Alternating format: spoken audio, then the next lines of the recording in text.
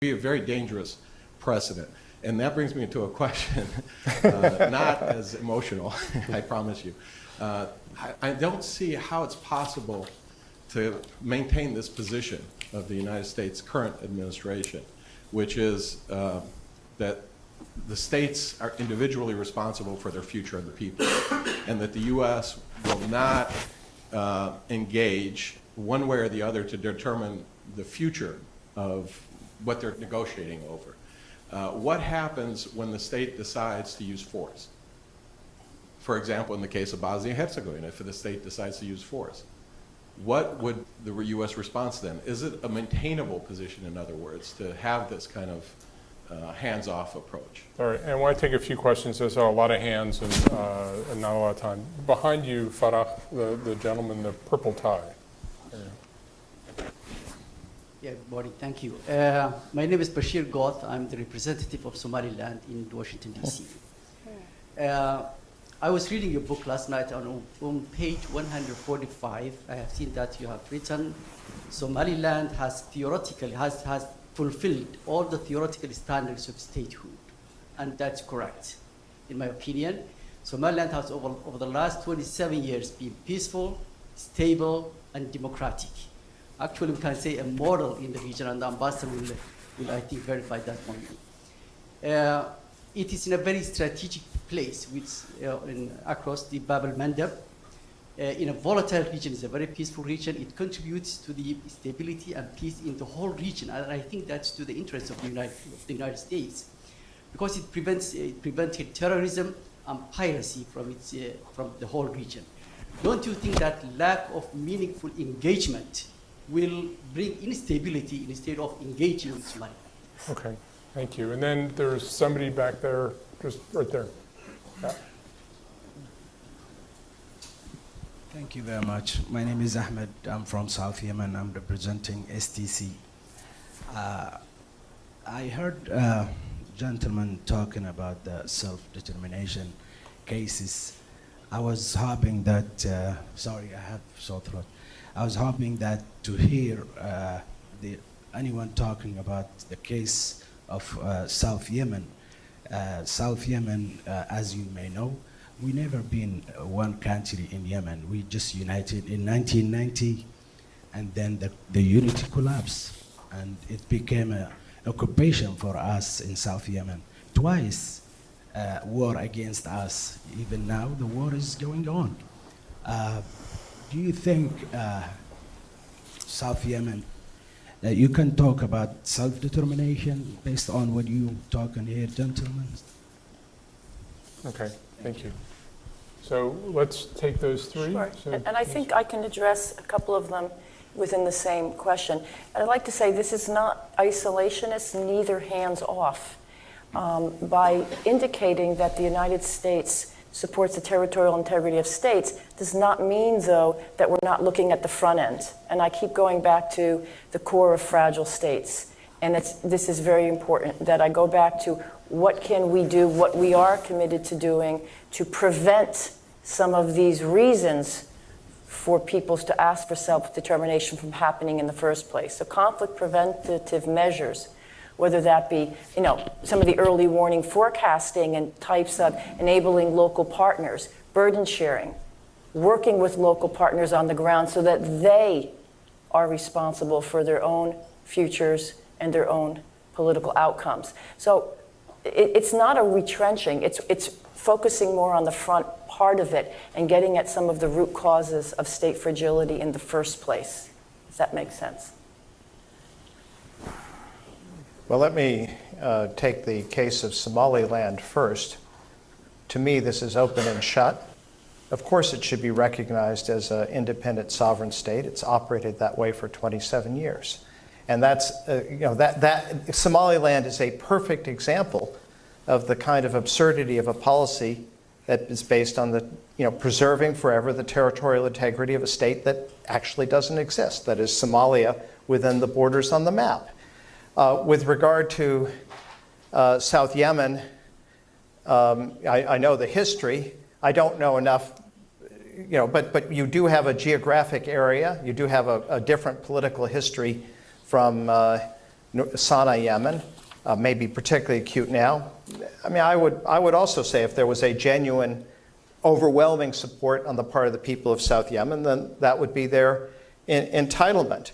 And I want to emphasize this isn't, well, yes, there's a moral issue, but the UN Charter is based on moral issues. This is a matter of international law. The UN Charter in the very first article speaks of the right of self-determination of peoples. And there is a whole body of international law going back, including the Montevideo Convention in 1930s, that talk about this as a matter of international law. There are, however, competing principles of international law. There's a genocide convention.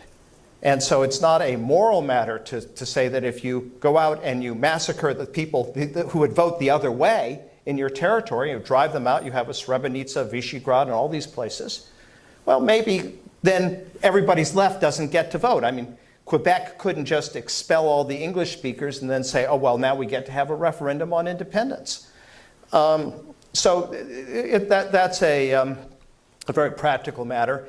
And I won't go into a detailed explanation of U.S. policy toward in Croatia, but I can simply say that we did everything we could to bring about a peaceful settlement within Croatia of the Krajina issue, and we strongly opposed Tudjman's effort to prevent the return of Serbs, and ultimately, as a result of U.S. pressure, significantly, Croatia did restore citizenship, did allow people to reclaim their property.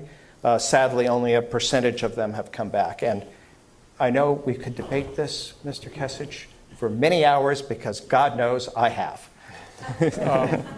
Terrence, I assume you don't want to go into the Republic of Srpska, but you might want to talk about Somaliland. It's a lovely spot. I'd be happy to go into it. No, I do want to say a word on Somaliland, though, because I do think there's a couple of different principles that worth teasing out. One question is, do they have the attributes of statehood? And we've gone back to that, and I think that's the reference in the book, that there's a people and a region and so forth. But the other criteria is, will recognition increase or decrease violence? That's the other criteria, right? Is doing this going to increase or decrease violence? I think there's a case to be made for Somaliland that recognition will decrease violence. It will allow a country to become more normalized. The U.S. position, I think most of the international community is that they're not going to recognize Somaliland until the African Union recognizes Somaliland.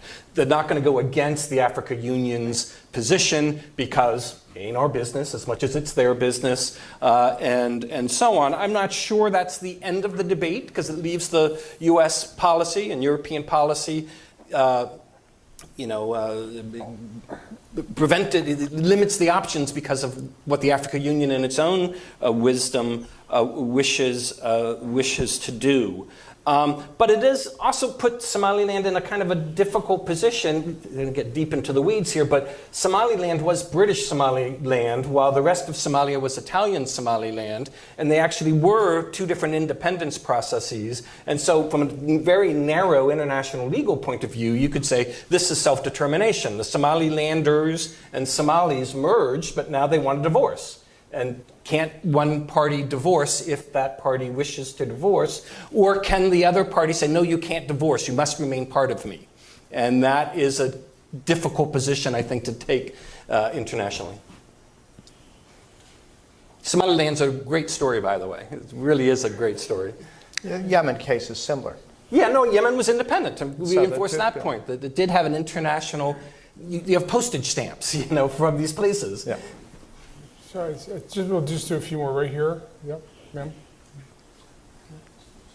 Thank you very much. My name is Donna Fayamadi. I've been extensively studying Syria for some time now, actually a graduate of George Mason University's Escar School, so very much so enjoy your comments. My first question is in regard to Syria.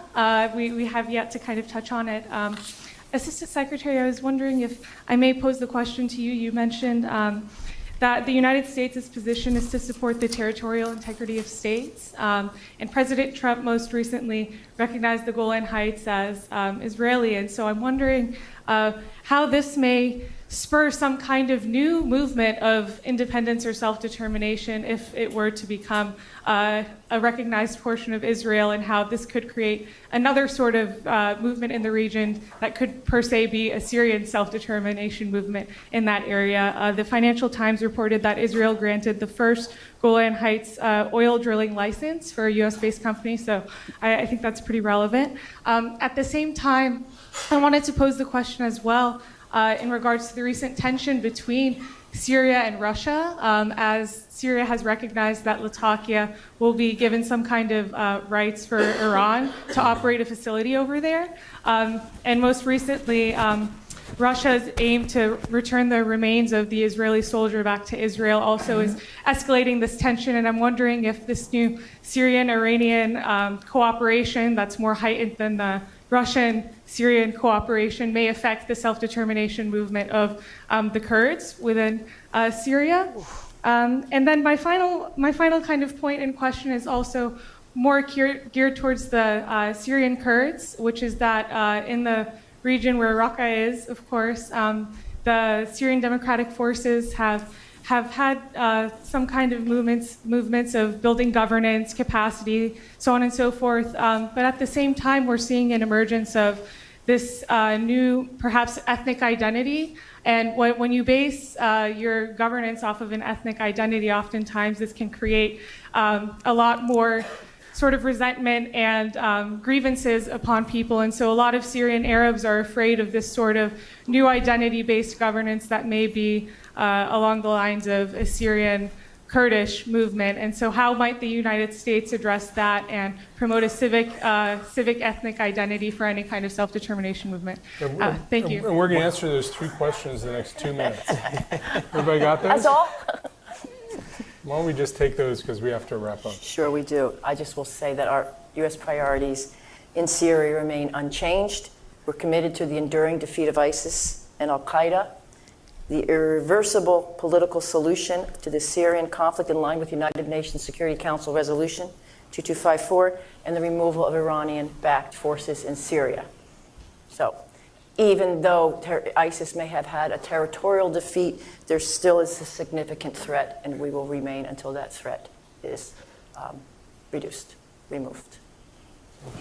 One of the advantages of not being in the U.S. government is you don't have to repeat things that are just fantasies. Realities. Obviously, the war in Syria, it's actually been over for about 3 years. The fighting continues, but the result is clear. Assad has won on the area and will take over the entire area sooner or later. That is going to be south and west of the Euphrates. And the SDF, which is essentially a Kurdish-led movement, is for the time being controlling the area north and east of the Euphrates. Will they continue to do it? Well, I was there in December. You know, there was great concern about what the U.S. would do, and then a few days later, Trump tweeted that they were going to get out in a month. Well, it's been walked back, and who knows? It's very uncertain. Will there be some negotiation between them and the regime? Will they be something like what Iraqi Kurdistan was between 1991 and 2003? A great deal depends on what the U.S. and the European powers do. In terms of the administration of northeast Syria, it's actually quite different from Iraqi Kurdistan. Iraqi Kurdistan seeks to create a Kurdish state. These people follow the ideology of my fellow Vermonter Murray Bookchin. I kid you not. And so they talk about having a non-ethnic, completely secular, a state that's with strict gender equality, and they've applied a lot of that. So that even before the U.S. got involved, they were keen to include Christians and Arabs. They set up co-prime ministers, man, woman, and one would be a Christian and a Kurd, and another canton would be an Arab and a Kurd. Obviously, they've had difficulty in incorporating Arabs because they are seen as a Kurdish movement, and some of the things that they're doing, which might seem quite sensible to us. For example, the equality of Arabic and Kurdish and Syriac languages. Education in Kurdish language is so alien to the Arab culture in Syria that the Arabs see that as offensive, destructive, unacceptable, even though we might think that was a pretty standard human rights. But there's a kind of political domination because all the people, the top people, the people who have the guns and the power are all Kurds. But from an ideological and an effort to be more inclusive, that's been there, and it really has very little to do with U.S. pressure. It's part of their ideology. Incidentally, there is an opposition there who thinks they should just have a Kurdish area. But, we'll see how that plays out. I'm not going to get into Syria.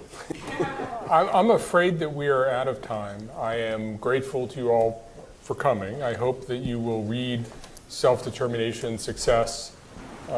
It's on the CSS website, css.org. You can download any chapter you'd like for free. I want to thank Denise Natali, Pierre Galbraith, Terrence Lyons. I want to thank you for your excellent questions. We look forward to continuing the discussion. Thank you very much.